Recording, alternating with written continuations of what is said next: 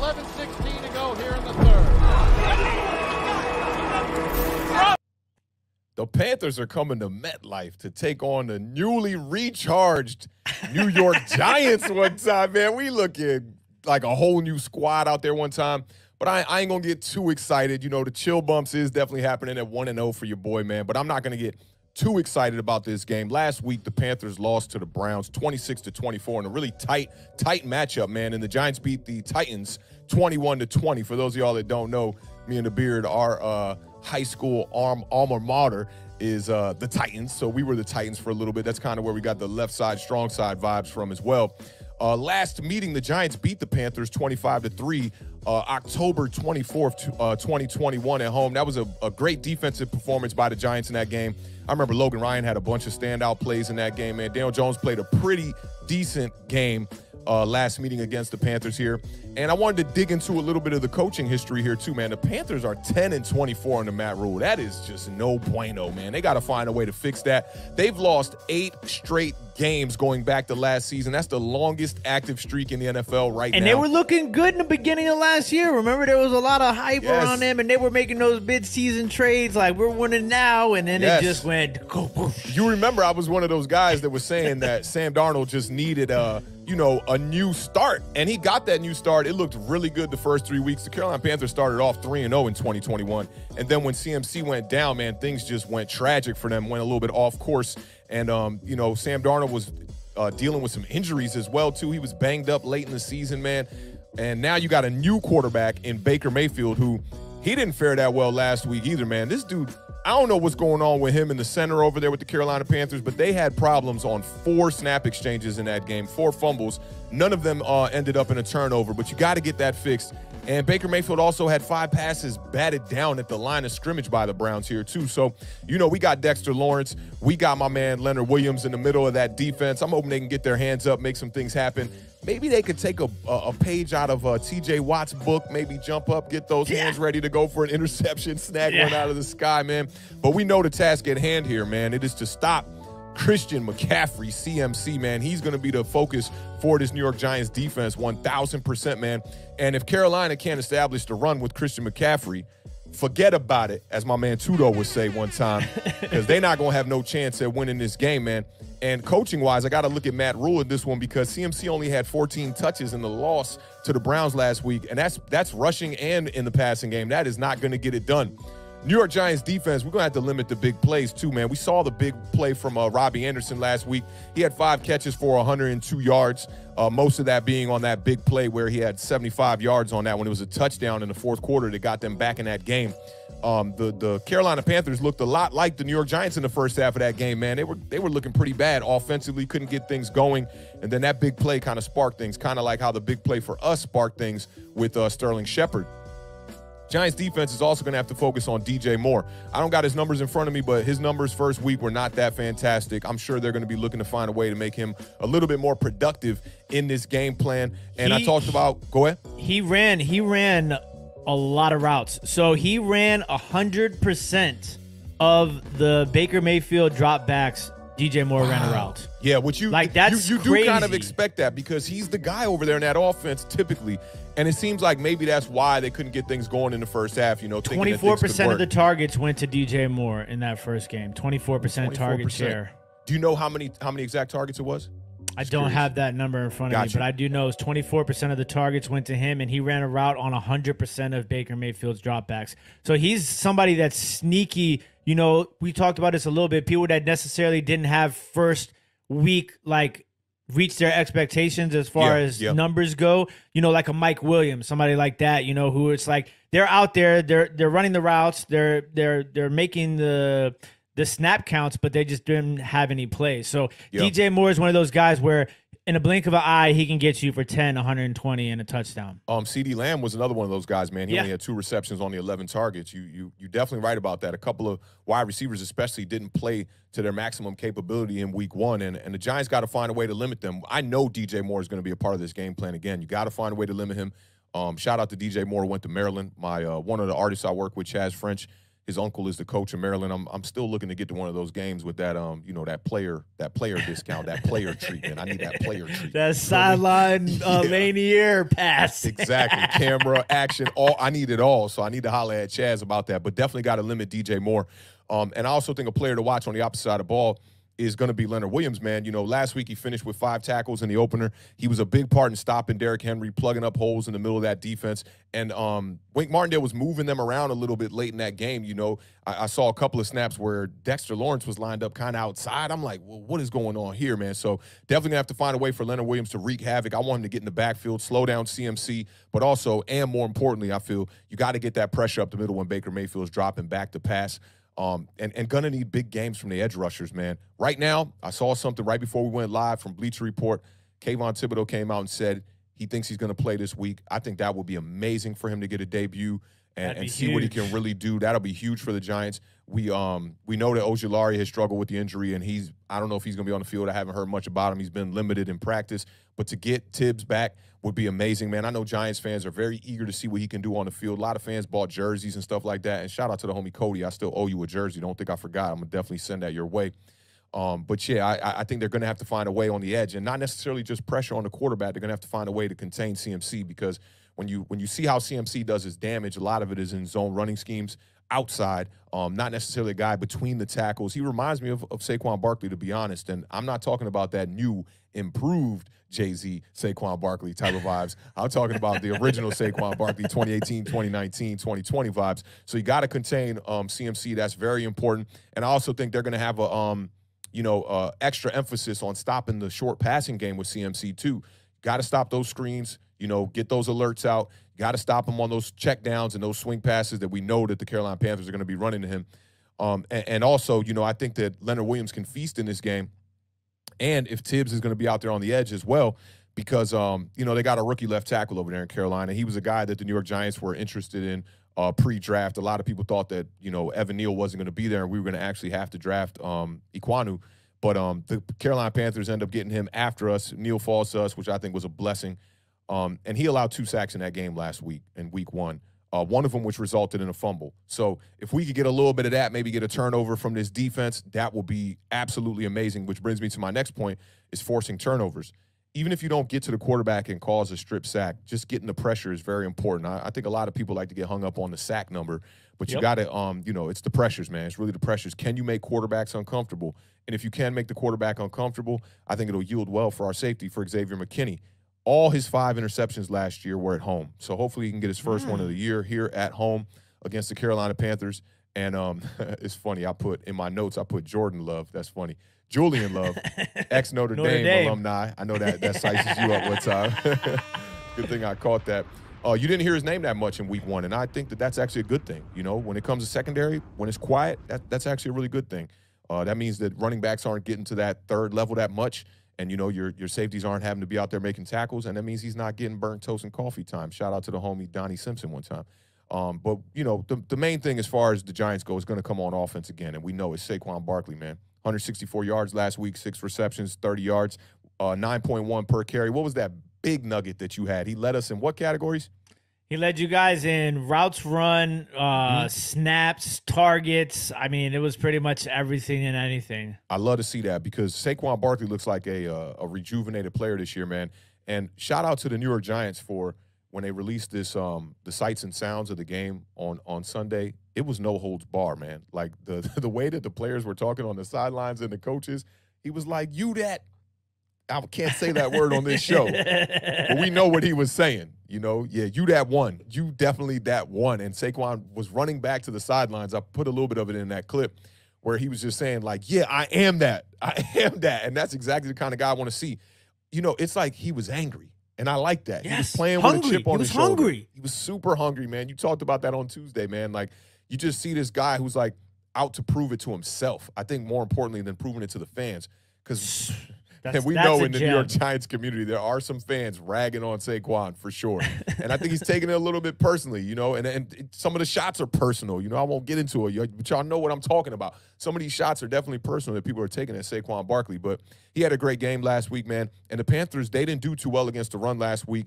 Against Nick Chubb and Kareem Hunt, man, they allowed 217 yards on the ground, 5.6 yards per clip. So 31st in the National Football League. I'm they surprised were the that's second 31st. worst.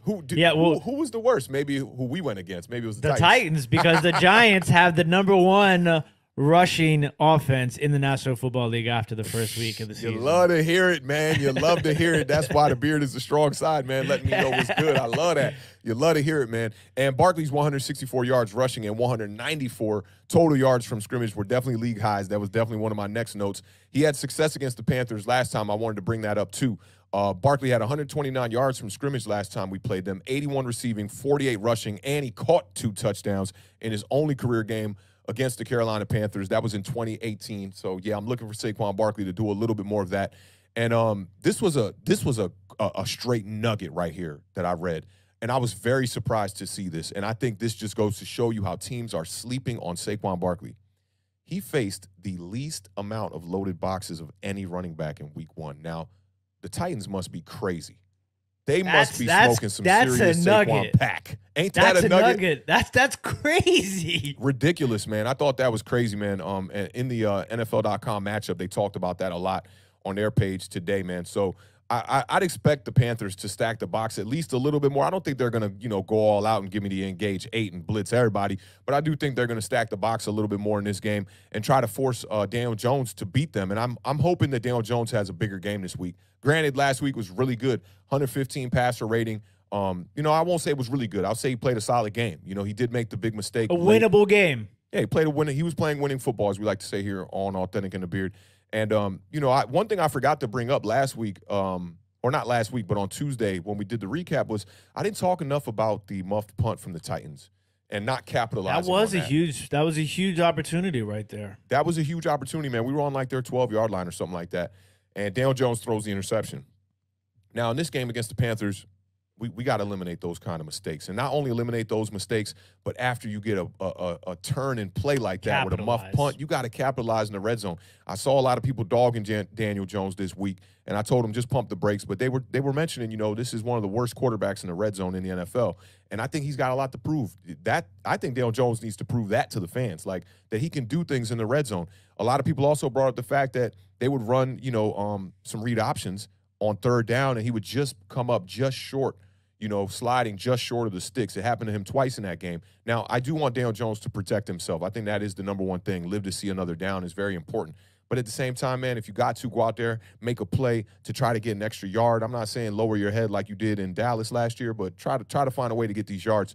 Daniel I think he runs straight so much because his straight line speed is one of his advantages, but one of his major weaknesses is moving left to right, man. His lateral movement is awful, and I think that's why you don't see those cheap little Ryan Tannehill jukes. You know how these quarterbacks, Patrick Mahomes does it. Daniel Jones is probably much faster than Patrick Mahomes. But Patrick Mahomes, man, he'll get near that sideline, start doing these cheap little shifty moves. Like, hey, Daniel Jones' shoulder pads are too big for that. You might be right about that, man. He's wearing them 1980s he got those Mark Brunell shoulder pads. Yeah, with the sleeves, cut loose and whatnot, man. You need to tighten that up a little bit, bro. You know what I'm saying? But I'm looking for Daniel Jones to really have a big statement game here against Carolina. And if you see the Daniel Jones that we're accustomed to seeing, not really putting a nail in the coffin, as I like to say here on this show, when he gets the opportunities to do so, I think that we're going to be in store for a little bit of that normal Daniel Jones that we've seen in the past couple years, and we're not going to see an elevated kid at the helm this year. But we'll see, man. Jones was sacked 5 times last week, man. 8 quarterback hits. They got to find a way to get, this kid upright. They got some guys. A lot of it's on him, too. They got some guys in Carolina, too, that can get after the quarterback. So that's definitely something you got to be careful of. Because they do, but I'll tell you what. First week, it did not show up for the Carolina Panthers.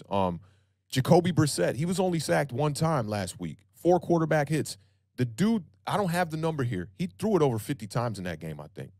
Who did? Jacoby Brissett. I want to say his number. It was definitely around 40. I want to say. I'm trying to wing it off the top. I can't remember. If somebody in the chat can give me that exact number. All I remember was that he dropped back a ton in that game, and he only was sacked 1 time. So to me, that's crazy. An interesting stat. And you know what? We could take the time to look it up real quick. It ain't it's interesting that you say that because I know that he only threw for like 138 yards, I think, something like that in that game. Yeah, I know the yardage was definitely down. And that's something that, for the New York Giants, that they got to kind of. So I sized it a little bit. He threw it 34 times and only had 147 that's close yards. to 40, though. Yeah, close to 40. Now, only being sacked one time in that game and 4 quarterback hits. I know that the Browns' offensive line is pretty solid, though, so we got to take that with a grain of salt. We know the Giants are still trying to figure out things, what they're going to do at the left guard position and whatnot. They're still in a rotation there with Ezeudu and Ben Bredeson. So our line is definitely not of the caliber of the Cleveland Browns. But when you look at the Cleveland Browns roster and you look at how they beat the Panthers and whatnot, to me, they don't got that many weapons at the wide receiver position.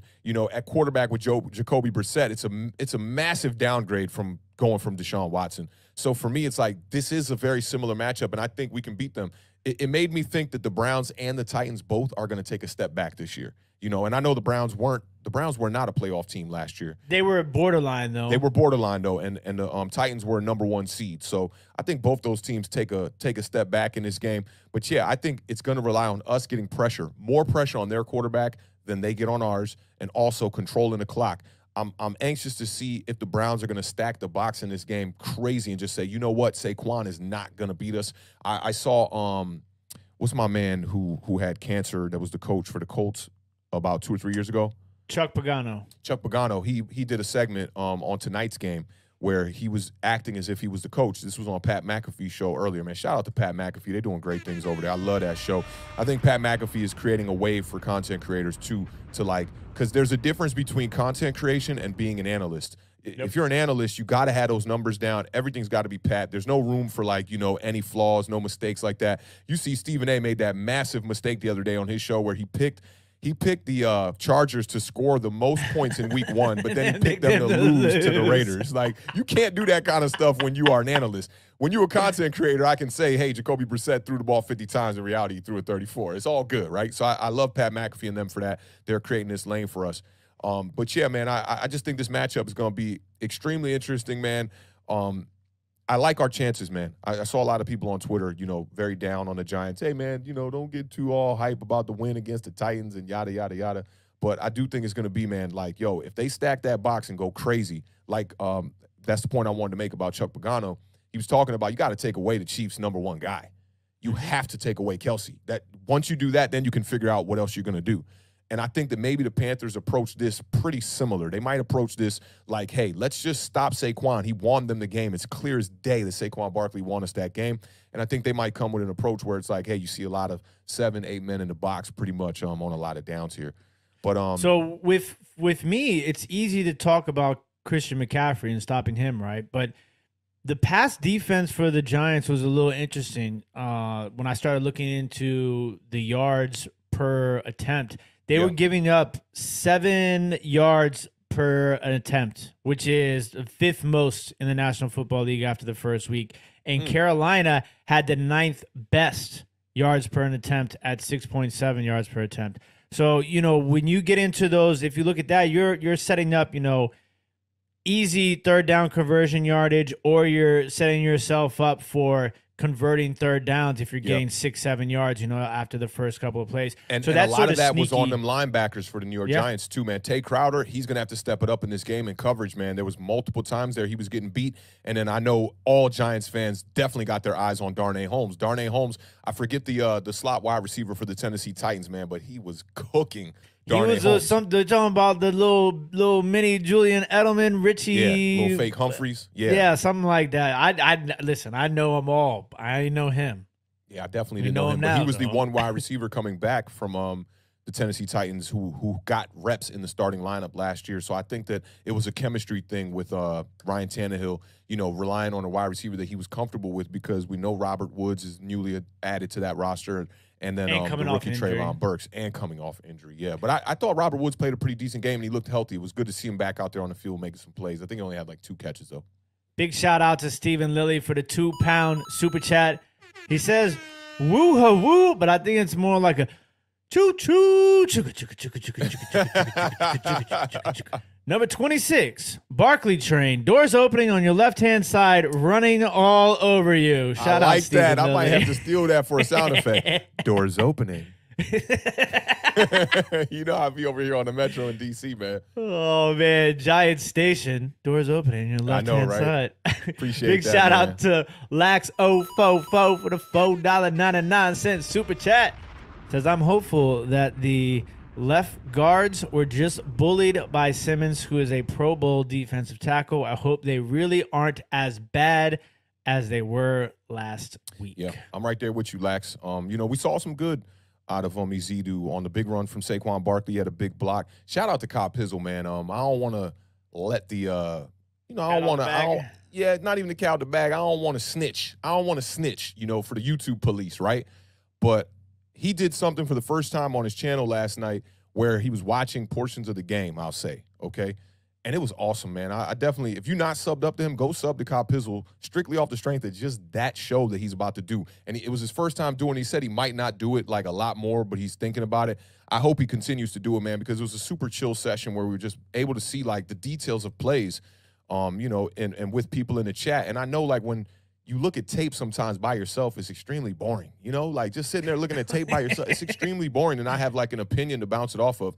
So what Kyle Pizzle did last night with that, I'm a big fan of it, and I hope he keeps doing that. I'm going to definitely be tuning into that. And it showed a lot of that, Ezedu and what they were doing to left guard with Ben Bredeson. Yeah, they were definitely getting beat a lot, and there was good things, but there was a lot of bad, and I'm with you on that, Lax. We got to clean that up for sure.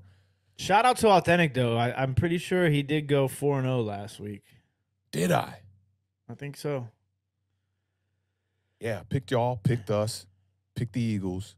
Oh, you might have gone. Oh, okay. 3-1. Did I pick? Oh, you went Bengals? 4. I think you. I think you went 5-0 because you picked. I picked the Bills, Buffalo, and then I picked the Bucks to beat the Cowboys. Yep. Choo. I went 4-1. I didn't pick the Giants. Yeah, that wasn't smart. You was tripping. Giants Nation in the building. Y'all know what it is, man. So let's go ahead and get a score prediction for this one, man. I think I got it all covered there. I think you brought in some good points on that one. You want to get the score first? You want me to go? Yeah, I'll go ahead. Since I didn't pick the Giants to win last week, I'm going to pick you guys to win this week. I like the New York Giants to start the season 2-0. Ooh. That sounds like, would you imagine ever hearing that like 6 months ago? I don't think so. But no, 2-0 for the New York Giants after a 21-17 victory over the Carolina Panthers. Oh, I really like your score too because this is a very similar Carolina Panthers team as it was last year, and I feel like with the New York Giants, it's a very similar team as well. We're still wondering what the offense can do, but we got Brian Dable at the helm now calling plays, or Kafka calling plays, but we got the philosophy coming from my man Brian Dable. So, it's a new vibe here, and we got a new vibe with the defense with Wink. But I think that the Carolina Panthers are pretty much the same team. Now, we did beat them pretty convincingly last year, 25-3. I don't think it'll be that convincing. Both of these teams kind of snuck their way into close competitive games in the second half in week one. I think the Giants made a lot of mistakes in the first half, and the Tennessee Titans are more to blame why we got the W in that game. Over the New York Giants actually making plays, because we've seen it. Saquon Barkley can make plays like this and have big games, and the Giants still lose. Let's not forget in 2018, I think the Giants only won 5 games with Saquon and Odell Beckham back there. So, for me, it's like Saquon Barkley is not going to be just the only thing clicking that'll get us to a victory here. We're going to need somebody else to step up. And a couple of things I actually didn't talk about in this matchup is Kadarius Toney's back on the injury report. So for everyone who was skeptical about what's going on with him, he's back on the injury report with a hamstring injury. Don't forget we lost Aaron Robinson at the cornerback position for this game because he had to have his appendix taken out or something like that. So we're missing him. Hopefully we can get Tibbs back, man, because the injury bug is still lingering here in New York just a little bit. We're still trying to get over this. I would call it a pandemic of its own with New York with the injuries, and we're trying to get over that just a little bit. So for me, I am going to take the Giants in this game because I feel like, hey, the slate is clean. We won last week. What more of a better time to be optimistic about the New York Giants going into a game like this? Daniel Jones played game management type of football week one. I'm hoping to see him step it up in this game and maybe make some more big plays, and let's see what that arm can do in this game for real. I'm taking the Giants in this one, man, and I'm going to go 24-17 New York Giants. You said 21-17, right? 21-17, and I would imagine that stadium's going to be pretty lit after that 1-0 start. I think that's going to be something that's to keep your eye on too, is to, there's a lot of excitement. As much as there is, sometimes it's hard to think about the bigger picture when you're, you see some of the fan base and the way that they talk and react on Twitter. But in the bigger picture, the grand scheme of things, I think there are a lot of people that are excited off of that victory. You know, seeing Saquon play the way that he did, seeing the new coaching staff, new GM, you know, Daniel Jones not like necessarily, you know, losing the game on his own. So I think that those are the sort of things that, you know, from a fan base, it's very similar to what we're going through here in Washington. Like, we're super excited. We have some new weapons, some new name, and, you know, all this new stuff. After you go through all these years of losing, to have those sort of things it's like those small steps towards getting back to where our franchises once were. You can feel it, and I think like Washington has kind of had it for a little bit longer than us, because even like last year and the year before that, you guys weren't great record-wise and whatnot, but I always felt like you guys were on the cusp. A lot of fans would probably say y'all were just a quarterback away. You know, but I always felt you did need another weapon. I love Jahan Dotson, the addition of him, and I think it helps Curtis Samuel a little bit there too. So yeah, I mean, we're making that turn. I hope. You know, I don't want to get too excited about the season.